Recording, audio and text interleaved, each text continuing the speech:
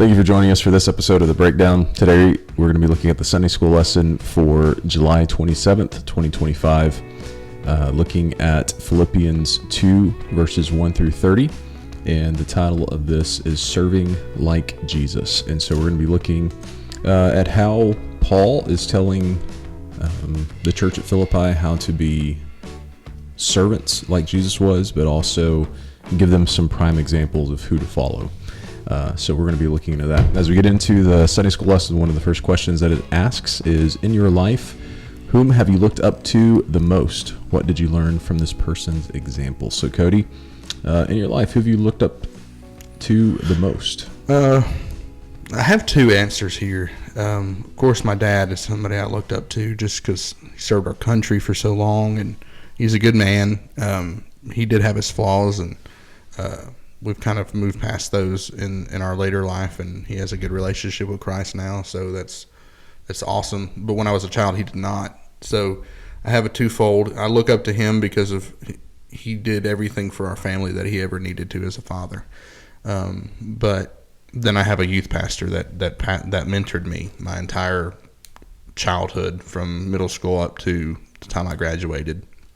And I really looked up to him mainly because he's the one that kind of put the fire in me to figure out how to do things and to live in a right way and to live in such a way that my family even questions what they're doing.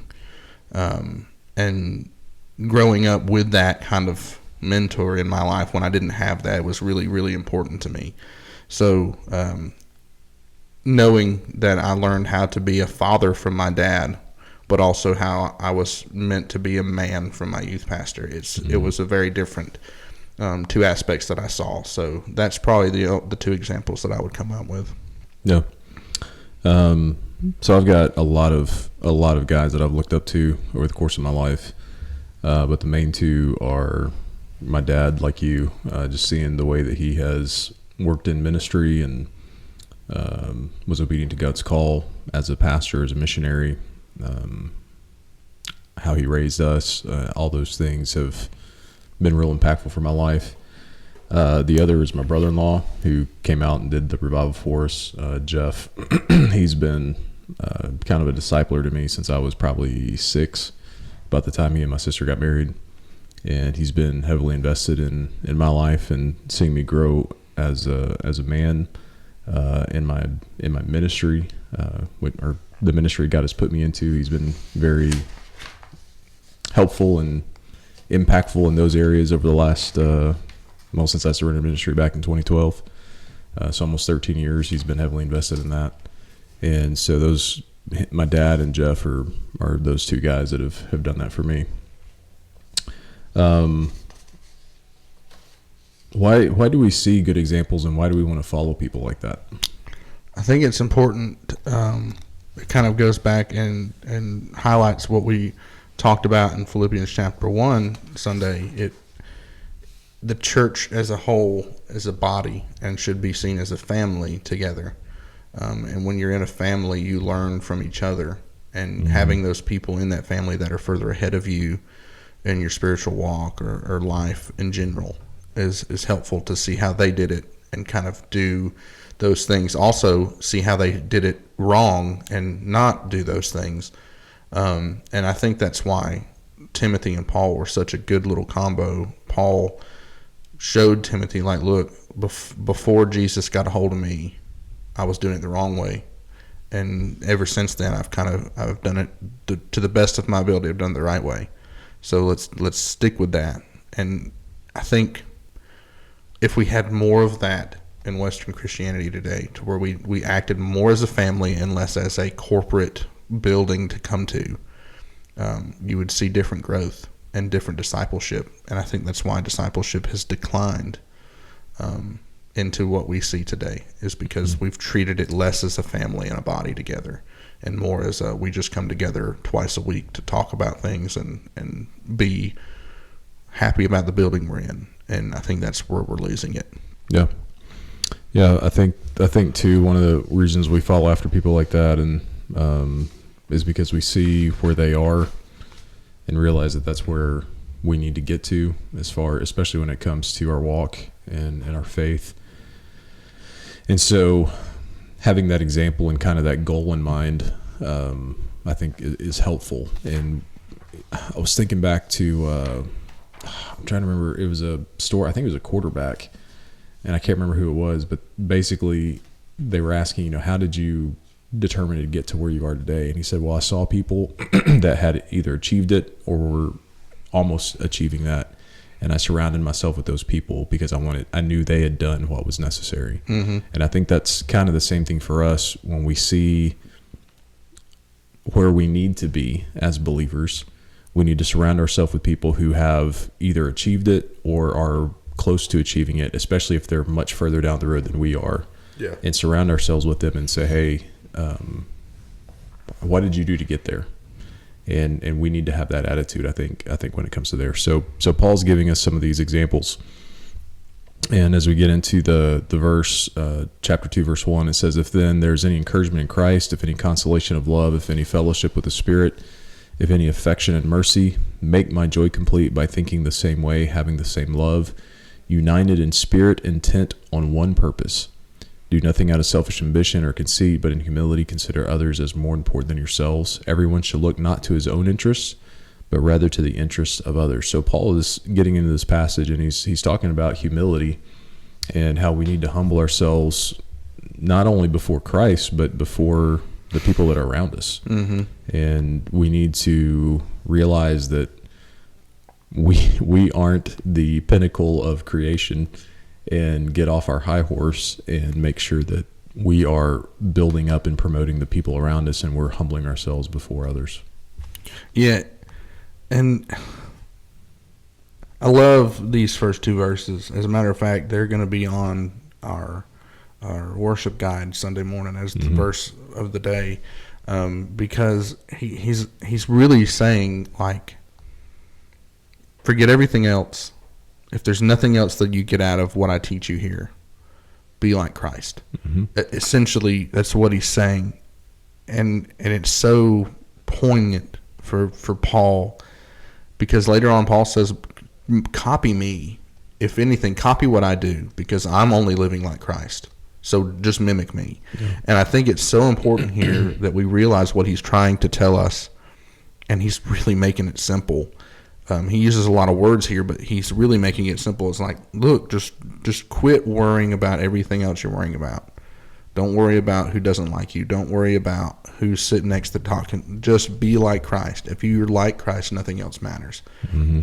And even in verse 5, he even goes a little further with that, and it's, you must have the same attitude as Christ. Yep. And with that, there's a lot of information that comes in there. Like, what was the attitude of Christ? Yeah. It was completely sacrificial. Mm-hmm. The attitude of Christ was completely humble. The attitude of Christ was completely peaceful, completely tranquil, completely in love. And if we don't have that same attitude, that same mentality, we're wrong. The gist of all of that, like the central core of everything that you just said, is love. Yes. And that's why, in verse 2, he says, make my joy complete by thinking the same way, having the same love, united in spirit, intent on one purpose. If we love people the way that we should, because we love Christ, we're going to be able to do that. We will have the same thoughts. We will have the same spirit. We'll have the same purpose. Yep. Because our hearts are congruent with God's, and if everybody's heart is congruent with God's, then our hearts will be unified and we will have unity. And so all of this, though, requires humbleness, because if you're loving others in a sacrificial love, like you just said, then we're going to put other people first, and we're not going to put ourselves first. And the problem is when we put ourselves first, when we're not being humble, when we're being selfish and conceited and all those things, we have now become people who are putting ourselves first. We're putting ourselves on that throne and focused on who we are, what we want, not on the things of God and what he wants. Right. And so this Christian humility that Paul is talking about here is really the core central aspect of that, is having God's love for others. But that can only come because we have love for him. We love him with all of our heart, mind, soul, and strength. Right. So, all of this is phenomenal, just a reminder of what we need to do. And then Paul gives us some examples, right? So he's teaching us, he's telling us what we need to do. We need to be humble, not conceited, all of these things. Focus on other people's interests, not our own, not conceited. And then he gives us 3 examples. And starting in verse 6, we see Jesus, Christ, and he goes through the next 5 verses and says this: who existing in the form of God, is talking about Jesus, who existing in the form of God did not consider equality with God as something to be exploited.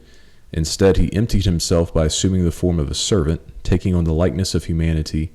And when he had come as a man, he humbled himself by becoming obedient to the point of death, even to death on a cross. For this reason, God highly exalted him and gave him the name that is above every name, so that the name of Jesus, every knee will bow in heaven and on earth and under the earth, and every tongue will confess that Jesus Christ is Lord, to the glory of God the Father. So when Jesus came, he gave us the ultimate example of humbleness.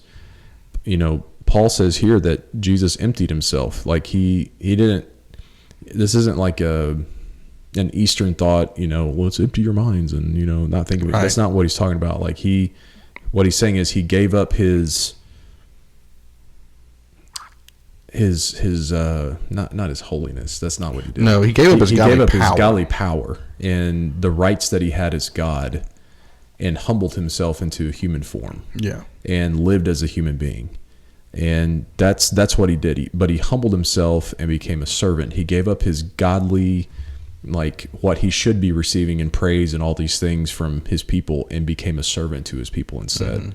Mm-hmm. And Jesus did that for us. And if we're to be like Christ, we need to do that for others. Yeah. And I find this interesting. There's a certain sect of group of people that think that when God came from heaven and gave up his godly power, that throughout his ministry, everything he did is something a human can do, which is why when he left, he said, "You will do greater things than I did."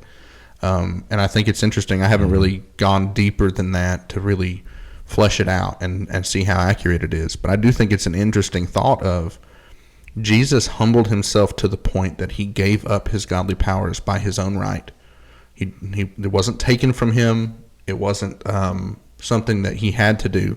He did that because he wanted to. Gave up his godly powers to walk on earth to save us.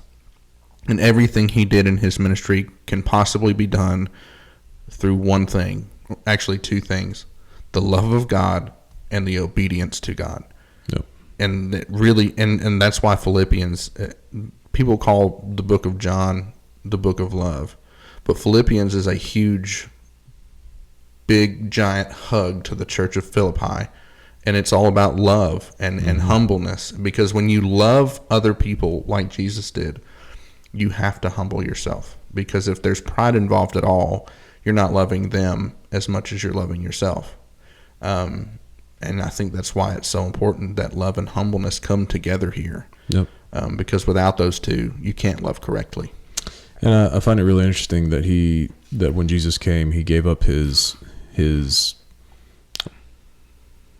he became a servant, right? It's not that he gave up his powers, like he was still healing people, he was still doing those things, but he gave up like what he should be receiving as the king, as the all-powerful mighty God. He gave up that for a little while to become a human, to serve others instead of having them serve him. He became the one serving others. Yeah. But he did so to to redeem those who he had created.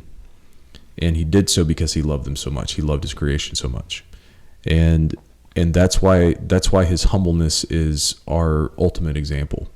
And we need to be living like him, because he was humble to save us, to build us up, to restore us. And that's what we need to be doing as believers. We need to be humble to build up our fellow believers, to restore them, to see them grow in their faith. Like we need to give up our own rights and our own what we think we deserve, and put others first, and not just put them first by, hey, I'm gonna put you first, and I'm gonna give you these things, presents, and those. That's not what we're talking about. Which could be it. It could be a financial thing or a gift, whatever you put in front of But him. in reality, what we're saying is we're giving up these things, and we're doing so because we want to see these people who maybe aren't believers become saved. If they are saved, we want to see them grow in their faith.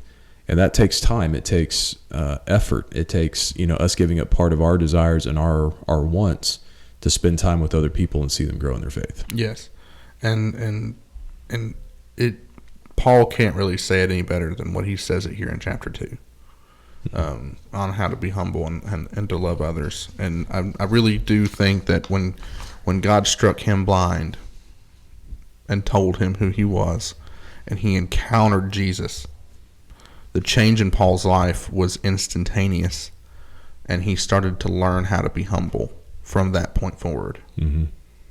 Yeah, I think that definitely changed him. Yeah, I mean, some of us, when we encounter Jesus, we have a slight change, and then we grow to realize that we have not given him everything. Yep. But I firmly believe through everything that Scripture tells us that Paul gave him everything the moment Jesus told him who he was. And Paul figured out what being humble is, what loving people was, and he was a fantastic mentor to Timothy to teach him all those things. Which in a way I'm kind of jealous to not have got it all done at one time when Jesus came into my life and said, "Hey, buddy, this is who I am." And I was like, "Oh, okay. Well, here, hold this can of Mountain Dew. I'll keep the case over here, and I'll slowly give you a can out of here as I'm ready." Paul said, "Take the dadgum store. Like, take everything I've got. Take everything I have, including the warehouse, and use it."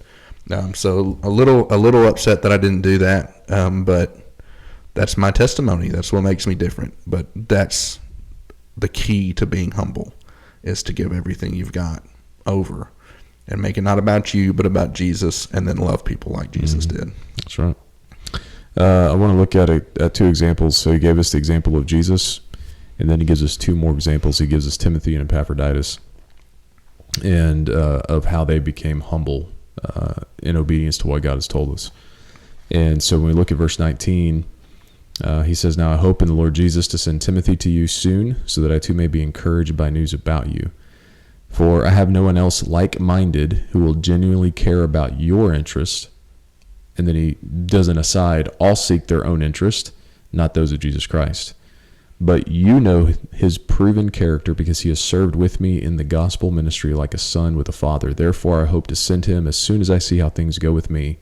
I am confident in the Lord that I myself will also come soon." So Paul is sending Timothy to the Philippians because he wants to go and serve them. He wants to go and see them grow in their faith.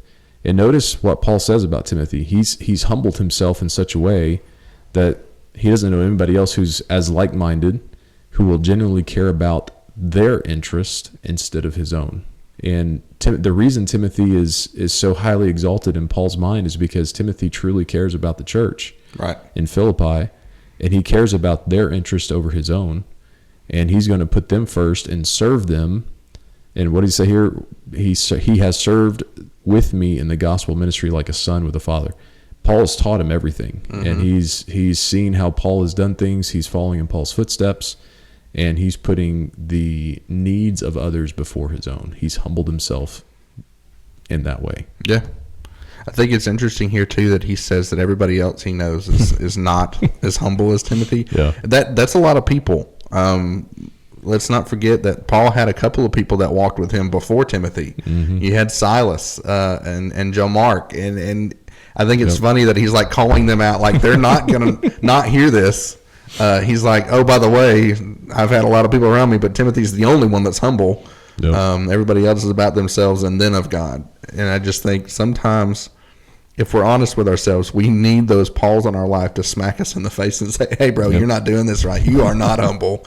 You got mad at me because I called this person out and you ran away." And I'm talking about Silas there, but then you got Timothy, who's like, "You know what? I love hanging around this guy that's holding me accountable and telling me I'm stupid, and I'm going to stick around with him." So I just think everybody needs their Paul to kind of jack them up and say, "Hey, get it straight," because it helped Peter out. It did. The cornerstone of our faith here, as far as what Jesus said, "I will build my church on this rock," and Paul said, "Hey, Peter, you dumb. You're not acting right. Yeah, treat everybody the same. Don't treat them like this, and then when somebody comes up, you treat them differently. So I think it's really cool that Paul is not afraid to pull punches here. Yeah. And he's not being arrogant by any means, because realize he's not saying they're not like him. He's saying they're not like Jesus. Yeah. So his whole process is, you are mirror images of Christ, and if you are not living up to that mirror image, I'm going to let you know. Because Paul also said he's the chief cornerstone of sinners. Mm-hmm. He is the sinner. And Paul is. He's talking about himself. Yeah. Yes. Paul is saying he is the sinner. While I don't necessarily totally agree with that, because we're all the sinner. But for somebody to say that about themselves really shows you what Paul's mentality was. I love how he's connecting the first part of the chapter now with here. So verse 2, it says, make my joy complete by thinking the same way, having the same love, united in spirit, intent on one purpose. And then he jumps down here to Timothy, and he says in verse 20, for I have no one else like-minded who will genuinely care about your interests. So he said, look, everything that I just told you about how to live, Timothy's doing it. Yeah. Right? So I'm sending him to you. Listen to him. Right. Like, do what he does. Follow his example. Do the things that he's doing. And so, he's making sure that they understand Timothy is a good example to follow.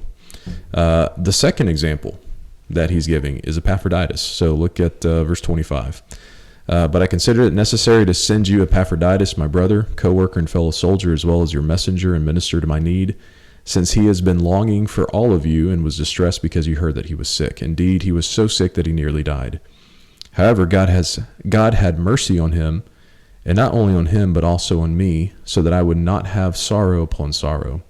For this reason, I am very eager to send him, so that you may rejoice again when you see him, and I may be less anxious. Therefore, welcome him in the Lord with great joy, and hold people like him in honor, because he came close to death for the work of Christ, risking his life to make up what was lacking in your ministry to me. So Epaphroditus is a Philippian. The church at Philippi sent Epaphroditus to Paul to minister to his needs. And while he was there ministering to Paul's needs, he became sick, almost died, and hey, Lord, I'm here doing the work you sent me to, and I'm about to die. But God had mercy on him.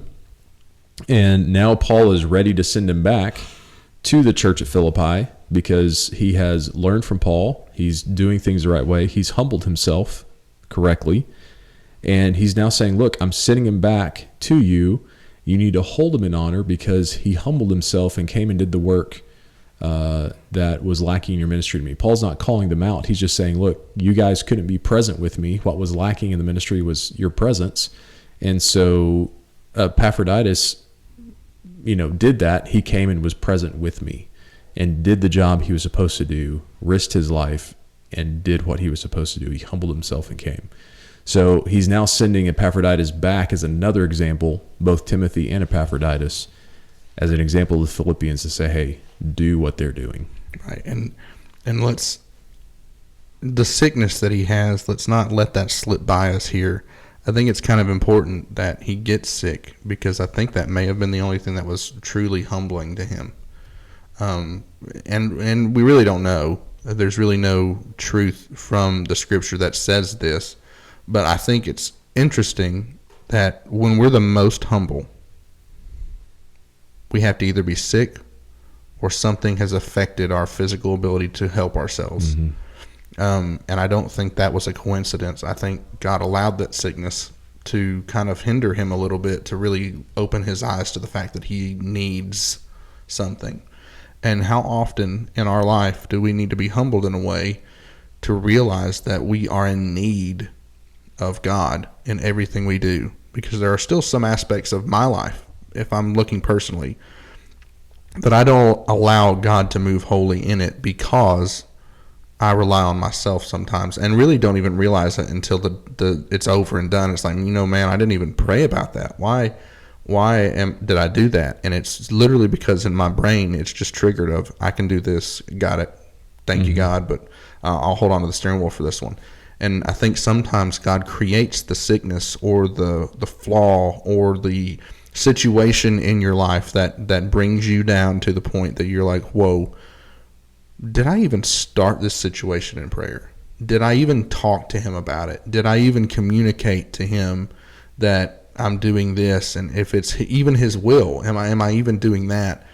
Because really, when it boils down to it, our humbleness is not just the actions we carry out of being humble and putting people first.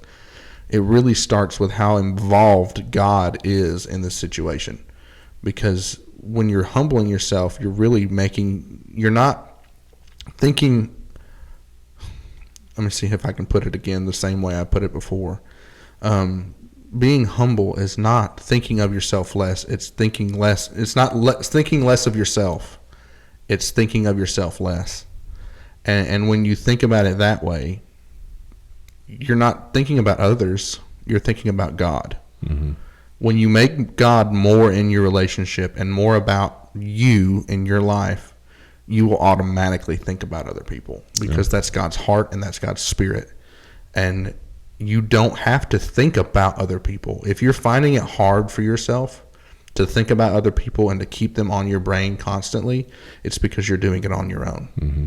God will naturally give you that heart of loving others and finding out who needs help and going to those people. You don't have to work hard at it. Nope. But you do have to work hard at making sure that he is more than you are. Well, and I think that goes back to the two greatest commands. You know, we have to love the Lord our God with all of our heart, mind, soul, and strength, and then love our neighbor as ourselves. If we're not loving God with all of our heart, mind, soul, and strength, there's no way we can love our neighbor as ourselves. Right. There's a connection between those two. Like, we can't love our neighbor as ourselves and not love God. We also can't love God and then not love our neighbor as ourselves. So there's a direct connection between how much we love God and how selfless we are and how humble we are in loving our people around us. And so, you know, that's part of the human condition. We can't love God perfectly on this earth. Right. But part of our sanctification process is we should be growing in our love for God every day. Right. And as we grow in our love for God every day, we're going to grow in our love for our fellow believers, our fellow human beings, or the people around us that are dying and going to hell. We grow in love for them, and that changes our perception and how we look at them. And we realize their life is important. My life is going to heaven. I'm saved. And so I need to make sure that I'm focusing not so much on me. I know where I'm going. I need to focus on their destiny and their eternity. And I have to have a deep desire to see them go to heaven too. And that all comes with a humbleness of loving God with all of our heart, mind, soul, and strength. Because when we put him first, we realize that his desires are greater than ours. Yeah. And our desires become his desires. And that makes us want to see the world, as we see in John 3:16, for God so loved the world that he gave his only begotten son, that whosoever believes in him should not perish but have everlasting life. That's his desire. He wants everybody to come to salvation. And when we love God with all of our heart, mind, soul, and strength, then it's natural for that understanding of love for these other people to just be prevalent and heavy on us. And that becomes our desire. We humble ourselves and get ourselves out of the way and do the things that God has called us to do. Yep. And that's what we see here. And I love too, we were talking about Epaphroditus. I love his concern for the church at Philippi when he's sick, right? Verse 26, since he has been longing for all of you and was distressed because you heard that he was sick. He was upset for the church because they were concerned that he was sick, right? He's like, I want to go see them, right? So they know everything's fine, so they won't be distressed anymore. He was more concerned about them than he was his own sickness and his own health. I love the fact that he is like that, but he also doesn't try to just go back. He's looking at Paul like, hey, can I go back? Can I go back? Yeah. I mean, that's the respect he has for Paul. But he also here, I think we misunderstand, we kind of underestimate this. I don't know if he was just, I don't think he was asking Paul if he could go. I think he was more or less saying, do you have any more to teach me before I leave? Because I want to bring as much of you back as I can. And I want you to teach me as much about Jesus and how to tell these people how to live as I can. So I know I'm sick and I know I'm upset because they think I'm sick and they're worried. And I really need to go back and see them to let them know that I'm okay. But are you done? Mm-hmm. And I love that aspect of Epaphroditus here, because how often do we put put ourselves in situations where at a learning point in our life, and we cut it short because we feel like there's a necessity to go do something. Yep. And I think God tells us in multiple different ways throughout the New Testament. It's like, I will put things in front of you that you're ready for. Don't rush it, because this is a teaching moment. And the process of sanctification, of getting closer to being like Christ throughout the process, is a process. But what we have to realize is it is a process built on God's timeline. It is not on your timeline. Yep. And a lot of times we can get on our own timeline and rush these things, and God's like, you made it about you. Get back to being humble and following my timeline here. And I think that's exactly where Epaphroditus is here, is he's now realized it's God's timeline, and he just literally just, hey, I know I'm sick. I really want to go back and make sure that they know I'm okay, but do you have more? Yeah. And I think we all need to have that do you have more mentality of, God, do you have more? Do I need to learn more in this moment? Like, how much more do you have for me before I go and do? And I think that's the right mentality to have when we're coming through things, storms, valleys, whatever you like to call them. I call them teaching moments. But whatever those are in your life, always have that question of, do you have more? Because you never want to leave a position until God's ready for you to leave. Yep. Final thoughts on this come from verse 28 and 30. 29 says, therefore welcome him in the Lord with great joy, and hold people like him in honor, because he came close to death for the work of Christ, risking his life to make up what was lacking in your ministry to me. We need to hold people who are doing the work of God in high honor. I can easily think of missionaries in this position. They're risking their life to go overseas. They're giving up their life to go overseas, to go and share the gospel. But it's more than missionaries. It's our lay people who go on a mission trip, who are, risking friendships because they're standing firm for the gospel. It's pastors who, their life is in ministry. It's our volunteers who go and, weekly share the gospel and teach our kids, teach our youth, teach Sunday school classes. It's our AMSs that we have that come and, work with pastors and do all these things. We have so many people that give up their life. They humble themselves for the work of Christ. And the reality is, this should be every believer. Every believer should be a person who is working and doing the things God has called them to do, is being obedient to the call that God has given, and is putting their life on the line every day for the gospel. And this could be their physical life. It could just be their personal life. They're giving up their personal life to do what God has called them to do.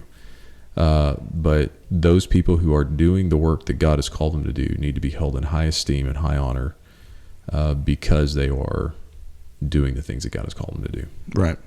And there's really not much to add to that, but I will give you a little Cody insight. It's just something that I think about when I see these things. And I think we don't need to get lost on the fact that Epaphroditus wasn't the preacher. Mm-mm.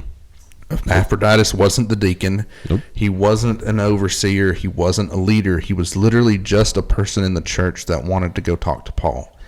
And I think we have to realize that he does this on purpose. I think Paul gives you an example of Timothy, who is the pastor, and then he gives you an example of a church member. And their hearts are the same. Their service is the same. The result is the same.